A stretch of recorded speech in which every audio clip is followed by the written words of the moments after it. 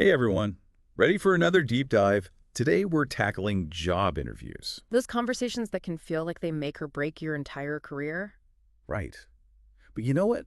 I think we can reframe that whole idea of make or break. Totally. Instead of dreading interviews, we can actually look forward to them. Okay, I like that. Yeah. But how do we get there? How do we shift from nervous to excited? It's all about preparation. Hmm. Not just knowing your resume backwards and forwards, but really understanding the company you're interviewing with. So like actually doing your research, reading up on their values, their mission, all that. Exactly. It shows you're genuinely interested and that you've taken the initiative to learn about them. It's like saying, hey, I've done my homework and I'm ready to contribute. Right. And it makes such a difference. Interviewers can tell when someone has gone the extra mile to prepare. But even with all the research in the world, some of those interview questions can still trip us up. That's where practicing how you talk about your experiences comes in. So it's not just about what's on your resume. It's about how you articulate it. Exactly. Think of it like storytelling. You want to capture their attention, highlight your strengths, and leave them wanting to hear more. Instead of just listing skills, you're bringing them to life through stories. Yes. And using specific examples to back up your claims. Oh, so instead of saying, I'm a great problem solver, you'd tell a story about a time you actually solved a tough problem. Exactly. Paint a vivid picture with your words. Describe the situation, the challenge, the actions you took, and the positive results you achieved. So it's all about showing, not just telling. Precisely. And then there are those dreaded weakness questions. How do we talk about our flaws without sounding well flawed? Right, it feels like a trap. It doesn't have to be. Honesty and self-awareness are key. Choose a weakness that you're actively working on and frame it as an opportunity for growth. So instead of I'm a procrastinator, it's more like I've struggled with time management, but I'm implementing strategies to improve. Perfect. It shows you're self-aware and committed to personal development. It's all about owning your story and being authentic. Absolutely. And speaking of authenticity, let's not forget about nonverbal cues. You mean things like body language and eye contact. Exactly. Your posture, your handshake, the way you make eye contact, it all speaks volumes. So it's about finding that balance between being yourself and presenting your best self. Precisely. And when you genuinely feel confident and enthusiastic about the opportunity, your body language will naturally reflect that. I love that. We've talked about preparation, storytelling, owning our weaknesses, even nonverbals.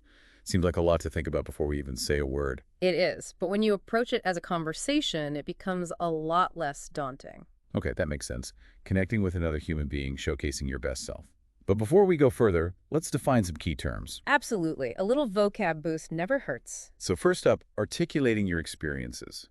What does that really mean? Articulating means expressing your thoughts and experiences clearly and effectively. Think of a painter using brush strokes to create a masterpiece.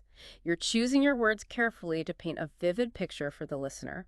Okay, I like that analogy. What about framing our weaknesses? That sounds a bit manipulative. It's not about being dishonest. It's about acknowledging areas for improvement while highlighting your efforts to grow. So owning our imperfections, but with a growth mindset. Exactly. And lastly, nonverbal communication. What does that encompass? Isn't that just body language? It includes body language, but also eye contact, tone of voice, even your appearance. So it's how we communicate without actually saying anything. Right. And it can either reinforce or contradict our verbal message. So be mindful of those nonverbal cues, especially in a job interview. This has been so insightful. I'm already seeing job interviews in a whole new light. Me too. And we're just getting started. In the next part, we'll explore some powerful techniques for actually having those conversations and making a lasting impression. Awesome. Can't wait. Me neither. This is going to be good. Welcome back. Remember we were talking about feeling confident and at ease? Let's tap into that as we explore the art of those interview conversations. You know, I was thinking about that. Yeah. And I realized in those conversations where I feel really comfortable, it's like I'm not even thinking about what to say next. It just flows naturally. Exactly. And that highlights a key principle, being present in the moment. When we're too focused on impressing the interviewer, we can actually come across as stiff and inauthentic. So how do we let go of that need to be perfect and just be ourselves? It starts with preparation. When you feel confident in your knowledge and experience, it frees you up. Like chance favors the prepared mind. But even with preparation, it's normal to feel some nerves, right? Absolutely. Nerves are totally normal. The key is to reframe them as excitement. So instead of, oh no, I'm nervous, it's, I'm excited about this opportunity. Exactly. That shift in mindset can make a huge difference. Interviewers are looking for someone who's not only qualified but also enthusiastic. So we've got preparation mindset. What about the conversation itself? Any techniques to make those interactions more engaging? There are. One powerful technique is mirroring and matching. Have you ever noticed how you unconsciously mirror your friend's body language? Yeah, actually. Like we're subconsciously trying to build rapport. Exactly. We can use that in interviews. Right.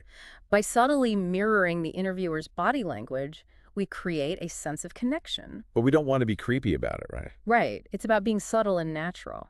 If they're leaning forward speaking enthusiastically, you might lean in slightly too. Creating a sense of harmony in the conversation.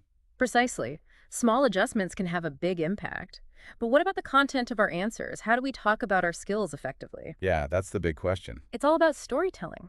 People connect with stories. They're more memorable than just facts and figures. So how do we turn our experiences into stories that'll grab their attention? One effective framework is the STAR method: situation, task, action, result.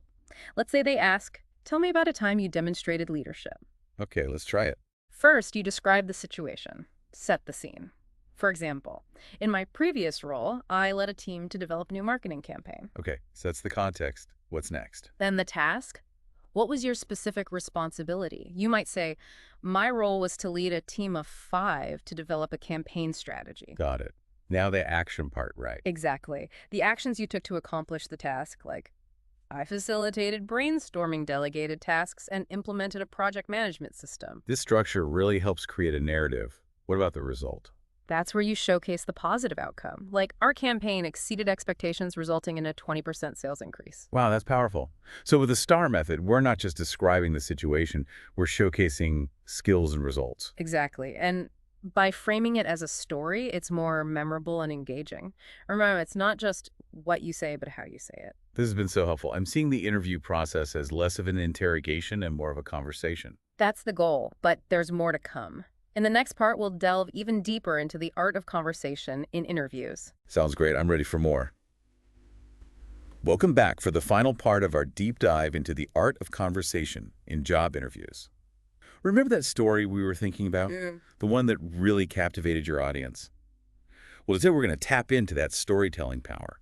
But this time, we're focusing on what happens after the interview is over. It's funny how much we focus on the interview itself, but the follow-up is just as crucial. It's like the final chapter. You want to leave a lasting impression, right? Right. Absolutely. And one of the simplest yet most effective ways to do that is with a thank you note. Okay. But is that really necessary these days? Seems a little old-fashioned. It might seem that way, but a well-crafted thank you note can really set you apart. It shows gratitude, professionalism, continued interest. So it's more than just a quick thanks for your time. Way more. Think of it as a chance to reiterate your strengths, re-emphasize your alignment with the company, and even address any concerns that came up during the interview. Oh, so it's kind of like a mini cover letter, but specifically tailored to that conversation. Exactly. And here's a pro tip. Try to mention something specific you discussed, something that resonated with you. It shows you were listening and that you connected with them on a personal level. I like that. It makes the thank you note less of a formality and more of a strategic opportunity. Exactly. Now, what about if you don't hear back right away? It's natural to feel anxious. Oh, absolutely. That waiting game can be brutal. When is it okay to follow up? It depends on the company and the role. But a good rule of thumb is to wait about a week after the interview before sending a polite follow-up email. Okay, makes sense. But what if the news isn't what we were hoping for?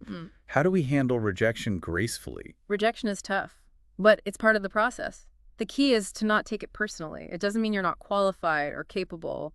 It just wasn't the right fit at this time. That's a good way to look at it. But it's still hard not to feel discouraged, you know? I get it. But instead of dwelling on the disappointment, try to see it as a learning experience. What can you learn from this? What can you do differently next time? Turning that rejection into fuel for future success. Exactly. And sometimes a no can lead to a yes down the road. You never know what connections you might have made or what opportunities might open up. That's so true. So it sounds like even with the best preparation and follow-up, sometimes it just comes down to fit right. Absolutely. The job search is a two-way street. You're interviewing them just as much as they're interviewing you. It's about finding a company where your values align, where you feel challenged and inspired. Where you can really thrive. So as we wrap up this deep dive on job interviews, What's the biggest takeaway for you? For me, it's this. It's not just about landing a job. It's about connecting with others, sharing our stories, and finding a place where we can contribute our unique talent. A journey of self-discovery and growth. Yeah. And even if it doesn't always lead to the perfect outcome, it's always a valuable experience. I love that. To everyone out there navigating the job search, be yourself, be prepared, be persistent, and most importantly, be kind to yourself along the way. And never underestimate the power of a genuine connection. You never know where a simple conversation might lead you. So until next time, happy conversing.